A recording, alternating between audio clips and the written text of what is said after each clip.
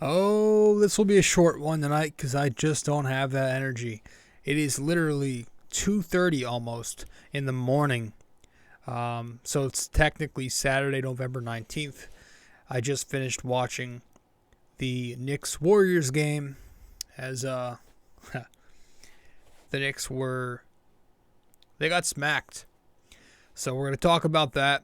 We're going to run through a brief, abbreviated version of our progress reports here so far. We are about 1 month through. The season began on October 19th against Memphis. Wow, already a month. And it is currently November 19th as I record. Early in the morning. I'm going to try to get to bed. These 10 p.m. West Coast games. When they win, I have no problem doing it. But the Knicks did not win this one. The world's not ending. I'm not going to flip out. I expected this 100%. But let's talk about it. Let's get into it. Episode 437 of BD4. Let's talk. Welcome to BD4, an RJ Carbone podcast. BD4, where there is no better way to get your Yankees and Knicks analysis. We also do MMA. Yanks every series, Knicks every game, MMA on occasion. BD4 is a 5-star show on Apple Podcasts, also available in video format on YouTube and Spotify. So thanks for stopping by, and we hope you enjoy the show. Champion of the world, turning, looking, see ya! Anthony for three, bang! That one goes down, and the game is tied! Time! Penetrates, creates, and showing some dexterity as well with the left hand. Yankees win!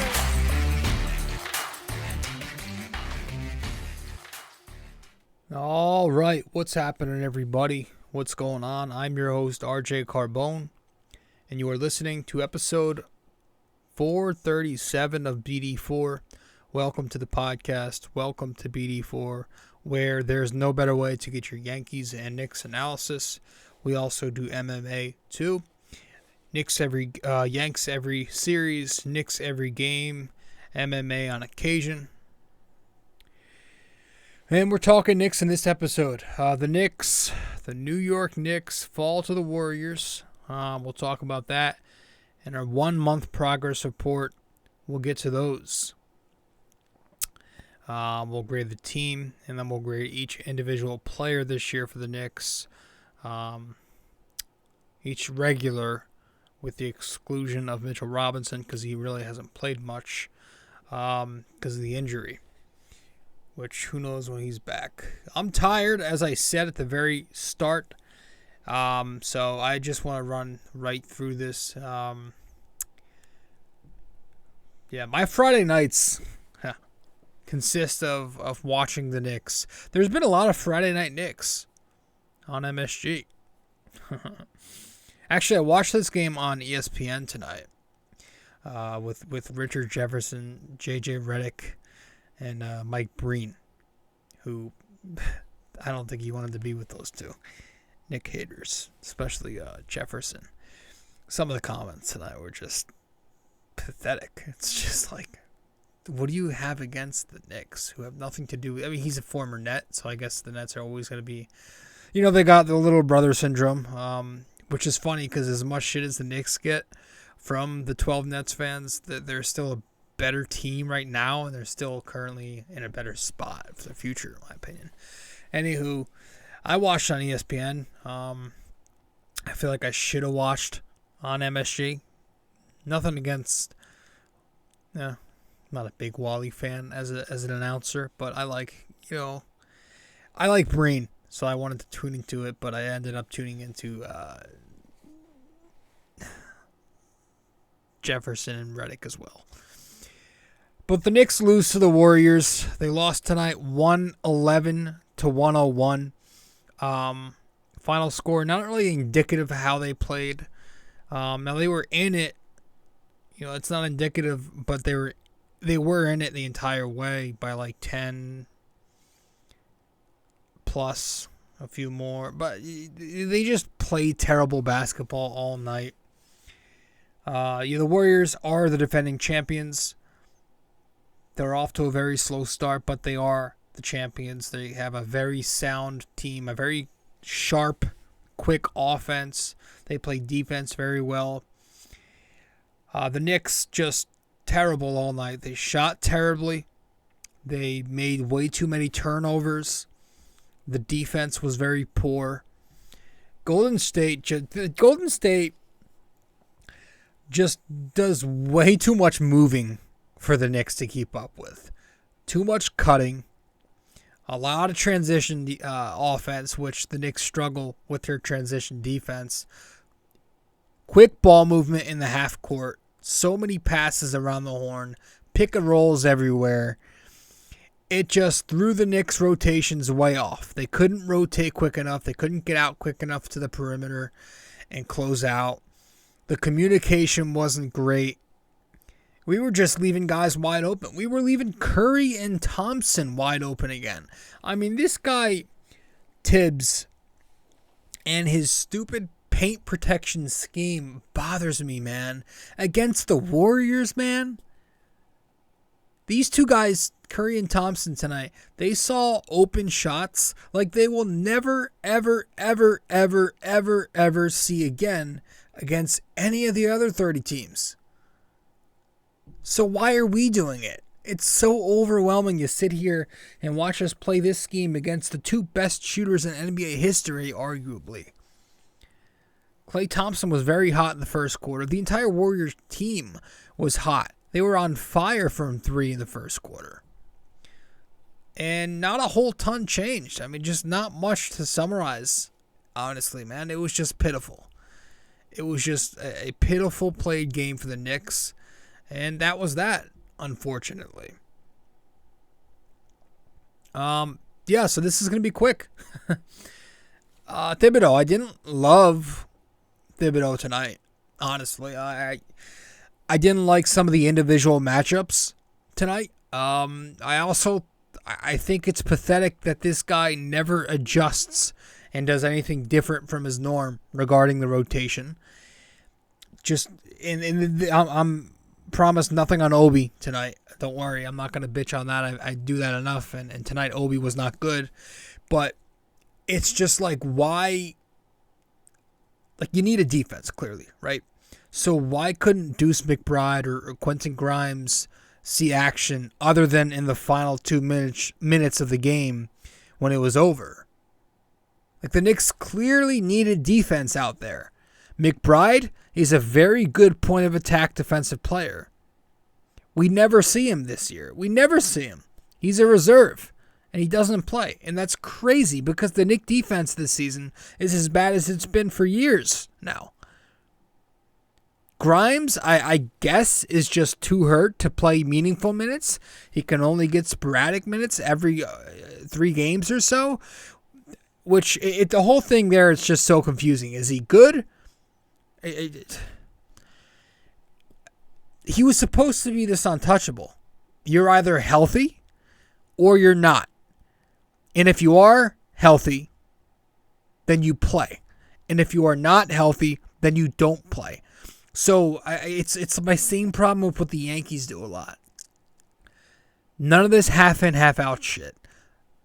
Pick one or the other.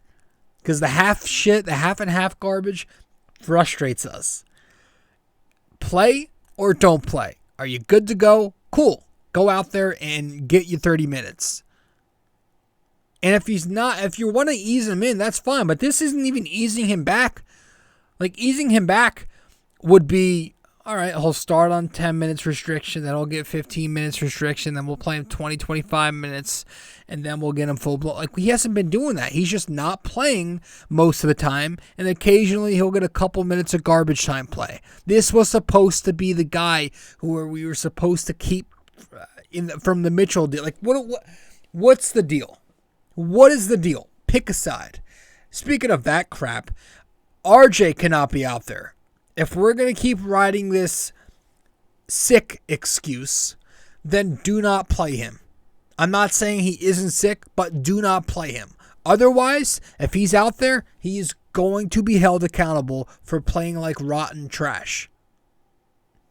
Because he has been absolutely terrible lately. Every time RJ Barrett gets ready to launch a three, I move my head to the other side of the court because I know it's going to lead to a transition possession for the other team. And why all of a sudden now, when he's sick, is he deciding to chuck all these jump shots? He's got no legs, no lift. Is that it? He doesn't want to drive to the rim. He doesn't have the energy. Then again, do not play. But he's also forcing shots at the rim. He's just wildly throwing up shots. It's like rookie year RJ. He looks disgusting out there. Disgusting. He's very slow defensively. The backdoor cuts, that's always been an issue for him, right? Ball watching and getting beat. I get that. But now his only semi-strength, which is on the ball defense, has become a weakness. He can't stay in front of his guy. He's getting beat. It's bad right now for RJ Barrett. If he was even shooting at an average clip this season, I do wonder what the next record would be. You know, they could be pretty decent shape. But yeah, we just paid this kid. It's year 4 of his career. You're the number 3 overall pick. You're supposed to be breaking out by now. But like I said, I don't think RJ Barrett's very good. I think he's an okay player. He'll score you 18 to 20 points a night. He'll shoot 40, 45% most nights and just be an above average player. But he's not been good this year. And he's arguably having the worst season of his career in the season that he's supposed to break out.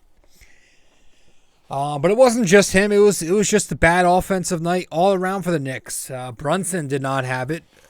13 points, 2 assists, 2 of 13 shooting. I think he had 4 assists. But, a rare off game for him. He's been super consistent. Hartenstein, that guy's useless. Overall, the Knicks just not there. Just missing shots, not moving the ball, not being able to generate any kind of open looks. Poor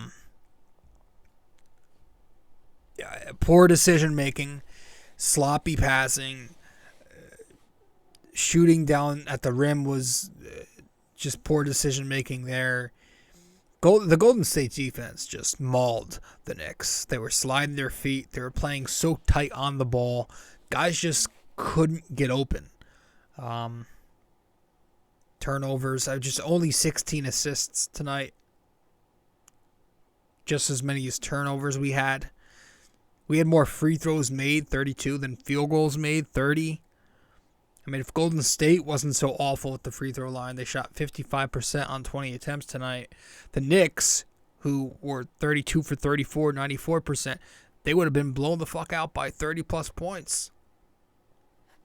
So, bad. Very bad.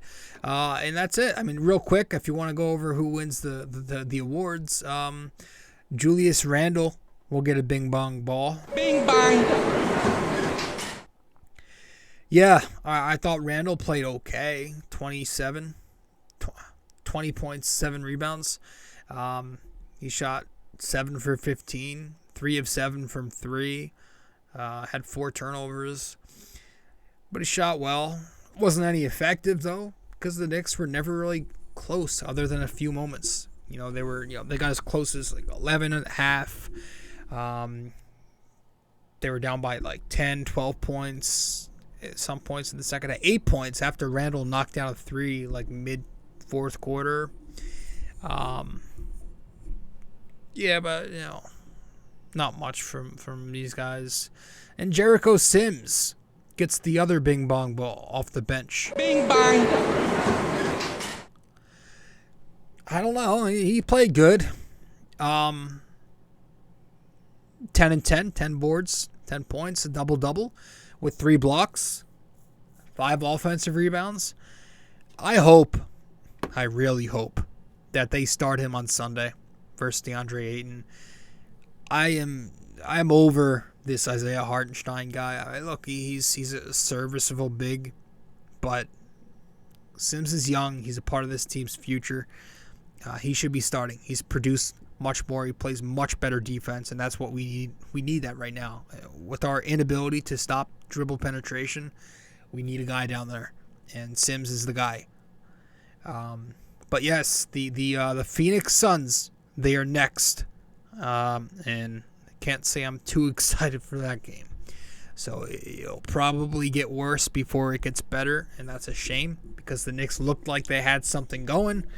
You had 2 great character wins in the back-to-back sweep, but you're now running into 2 powerhouses this weekend. So I expect them to lose, just as I did tonight.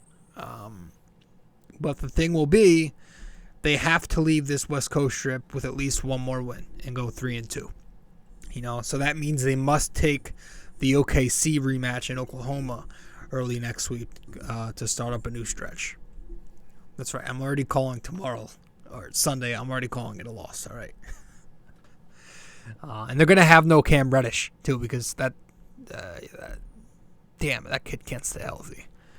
It sucks because I thought he did pretty well on Curry when he was in there.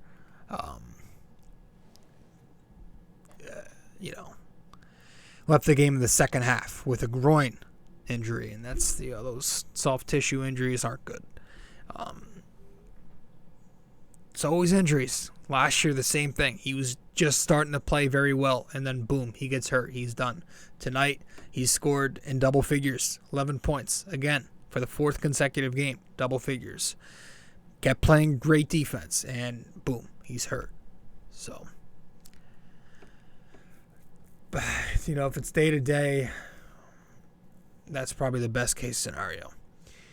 So who takes the spot on Sunday? I don't know. Is it Fournier? Is he back in? If Grimes gets his spot, I'm almost going to be mad because that's just going to confuse me more. Maybe it's Quickly. I think it should be Quickly. If Grimes isn't healthy, maybe we trade for Jay Crowder in his $10 million contract. God, that made me mad. I'm not a fan of that. I mean, we do need defense, but I just feel like that's going to block Obi further. I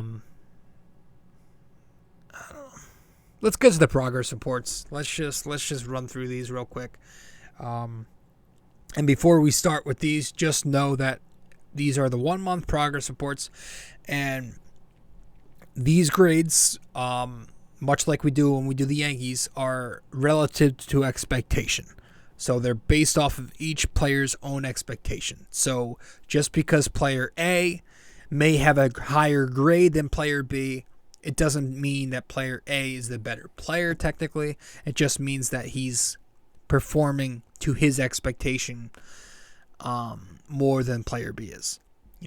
So if you get anywhere in the A range, that means you're exceeding expectations. If you get anywhere in the B range, it means you're meeting expectation or you're playing slightly better. C range is underwhelming, but you have your moments. D, pretty bad, and F, atrocious.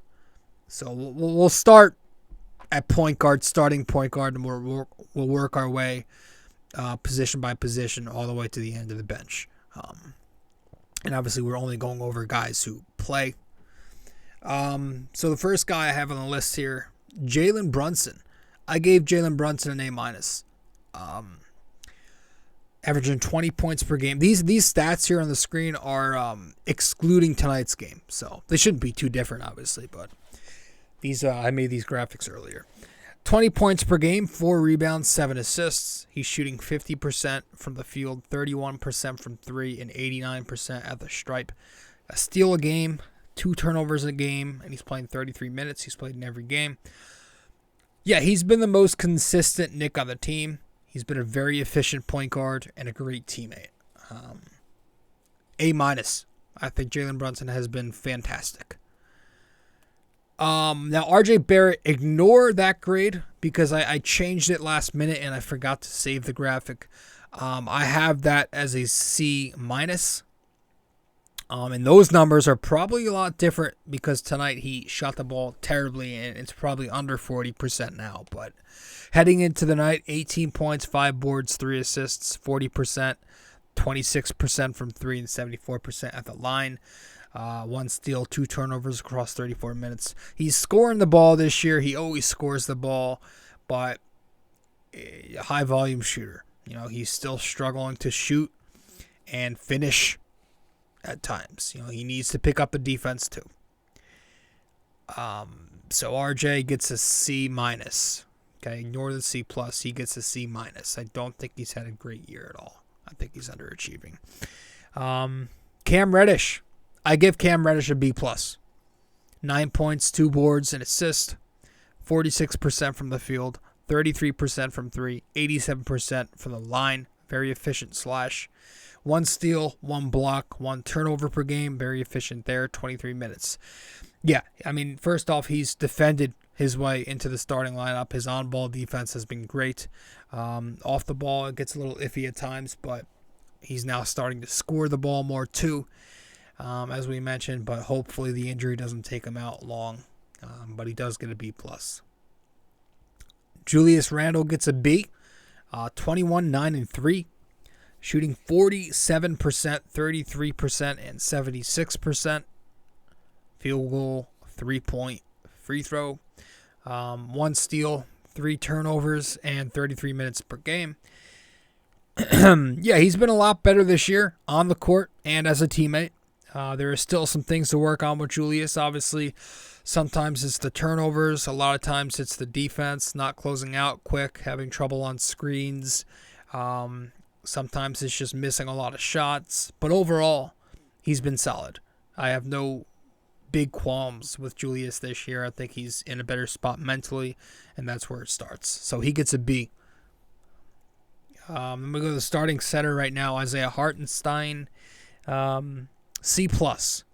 7 points, 8 boards, shooting 54%, 79% from 3, a steal, a block, a turnover across 25 minutes a night. Yeah, he's providing some offense with the floater. He's a big body who can rebound adequately, but he's not been good on the other end of the floor. He's a slow mover. You put him in a pick and roll. Like I said, it's like putting him in a blender. And, can't really guard every time he has to guard the perimeter, the dude is getting by him. And he's like, it's like in 2K when you press the square button or whatever it is on Xbox. Your guy reaches and he just goes like 10 feet the other way. That's Hartenstein when he's trying to defend on the perimeter. Lunges and it's awful. He can't move. He's a tree stump. Sorry, I'm not a big fan of him, if you haven't tell. He's been okay, but he's not been very great. Let's go to the bench. So he gets a C+. Emmanuel quickly off the bench gets a C+. I think this year, he's improved as a solid on-the-ball defender for sure. I love his defense.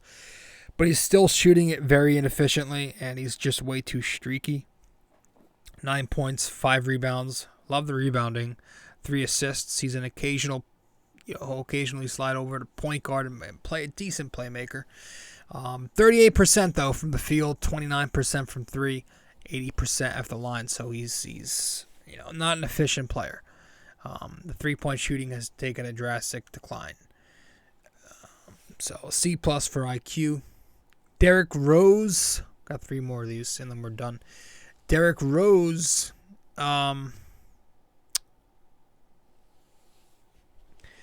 I gave him a C. 7 points, 2 rebounds, 2 assists, 40%, 37% from 3, 100% of the line. He's starting to find it before tonight. Well, he actually had it. I think he was okay tonight. I don't really remember. But, he came to this game starting to find it. With a few strong scoring games. But overall, he still just looks slower out there. And it's just lacking consistency. Obi Toppin, I gave him a B+ because I think for the most part, other than the last 2 games now, Obi's been excellent. 10 points tonight, 48%, 41% from 3. Just providing plenty of scoring punch off the bench. He's always been efficient at the rim, but now he's starting to knock down threes, and the kid needs more minutes. But He's only getting 18 a game. And then last but not least, Jericho Sims. I give him a B+. Numbers aren't jumping out, but doesn't play a ton of minutes up until lately. But just, giving the Knicks this good backup center. Great athletic ability. Scores above the rim all the time. Unbelievable highlight reels from him. Defending very well for the Knicks this season. He's rebounding well, and he's setting great screens. He can go out and guard the perimeter if he's tasked to, and he can guard the rim. And then overall, the Knicks, I think I forgot to pull the graphic up on the screen. I don't have it here, but I gave them a B- as a team. It just feels like, what's the best way to put it? The Knicks, let's see if I can pull the graphic up. Just give me 1 sec.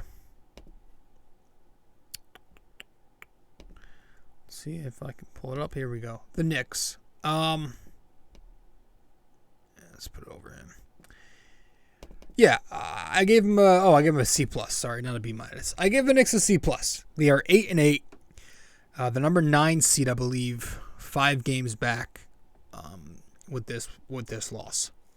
Yeah, they're playing average basketball, but I expected that heading in. I think their roster is very so-so, some talent, but I expected them to be up and down, inconsistent 500. The offense has taken a good step forward. It looks more modern. They are pushing the pace. They're moving the ball. They're shooting more threes. That's 2023 basketball. They could, be nice if they could knock down more threes, but that's a different story. But the defense has been the problem. That has taken leaps back, gigantic leaps backwards. Definitely could be worse, but overall, not terrible. It's just like it feels directionless, right? Like I say, we're not in heaven, but we're certainly not in hell anymore. We're not under Steve Mills and Scott Perry.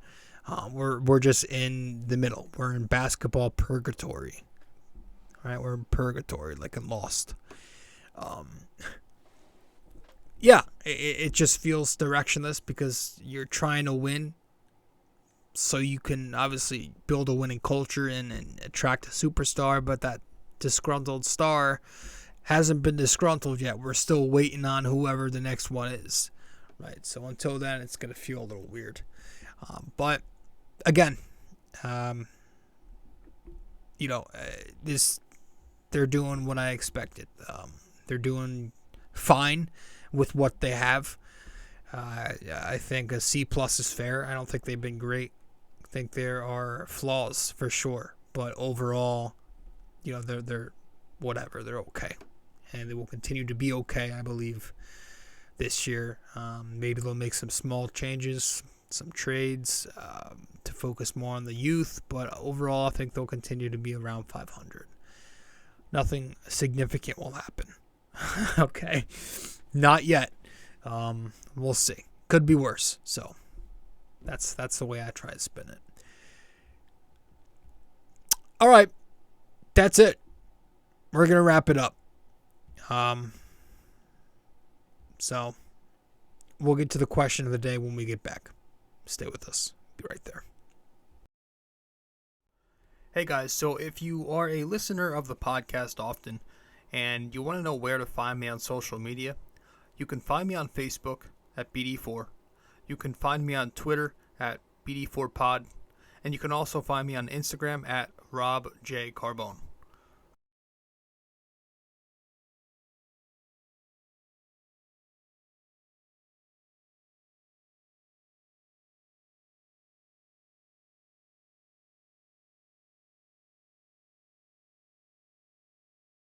BD4 is located on many different platforms.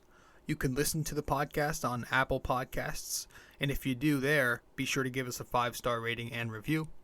You can listen to it on Spotify, but you can also watch the podcast on both Spotify and YouTube. BD4 is available on many other platforms as well. All you got to do is search it up.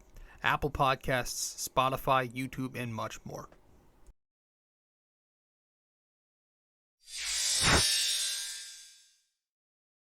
We also have a website now for BD4. If you go to BD4blog.com, you can find the blog, the podcast links, and also where to find me on social media. Just go to BD4blog.com.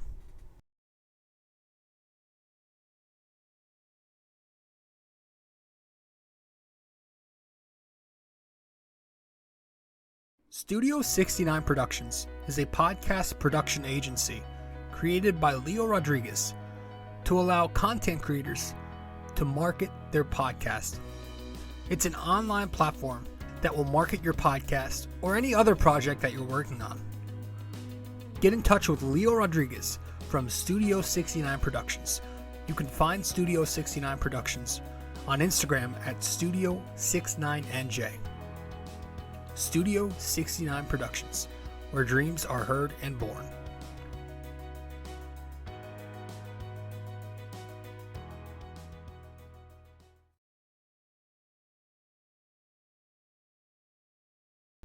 All right, I'm exhausted, I'm tired, and I want to go to bed, so let's wrap it up with the trivia question of the day.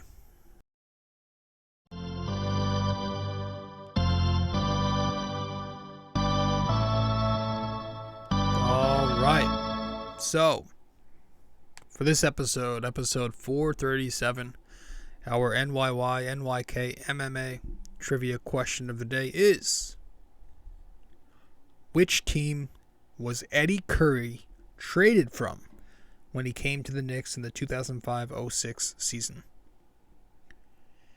Which team was Eddy Curry traded from when he came to the Knicks in the 2005-06 season? Let me know the answer wherever you can reach me. If you get the answer correct, I'll give you a shout out in the next episode. If you get it incorrect, but at least attempt to guess the answer, I'll DM you privately in the next show to let you know the answer. Guys, I appreciate it. Thank you. I always appreciate it. Thanks for stopping by. I'll see you Sunday, maybe Monday, depending on how late I get the episode up. Actually, Sunday is a 3:30 p.m. game, so it's not going to be another fucking 2 a.m. podcast. So that's a good thing. All right, so I'll see you Sunday night. That's it. Later.